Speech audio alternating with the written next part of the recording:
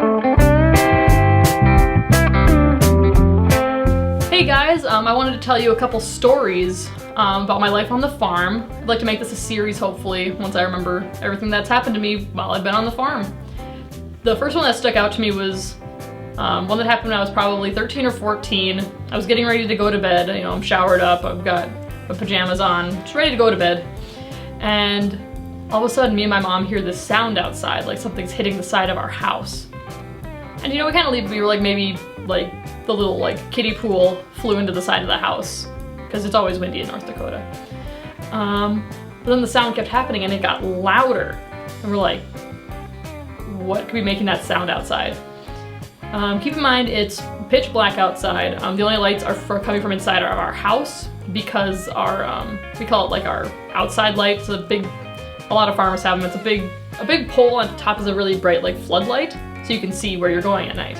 But ours had burned out and we hadn't replaced it yet, so it's pitch dark outside minus what light is coming from our house.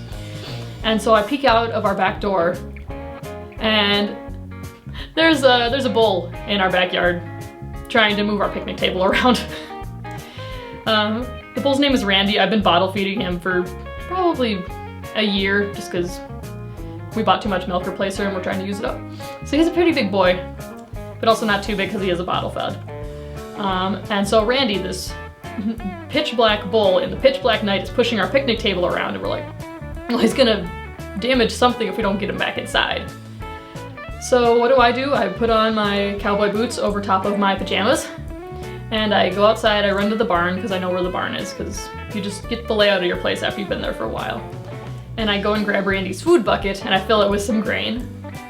And so I walk out into my yard and I just start shaking this bucket of grain, praying to God he does not run me over trying to get to it. And all of a sudden, you know, even though it's really dark, you can still like see shapes. I see this big shape approach me. I'm like, oh, this is Randy. All right, don't get run over. So I grab the bucket to the side and I'm shaking the bucket to my side and I lead him back to the barn. And we like get him locked up and give him the grain and then he's fine. But probably the most terrifying moment of my childhood was having to lead that black bull through the pitch black night so he wouldn't put a picnic table through the side of our house. And that's the story for today. If you guys like it, let me know and I will try and remember what else I've done on the farm so I can thrill you with my weird farm stories. All right, bye-bye.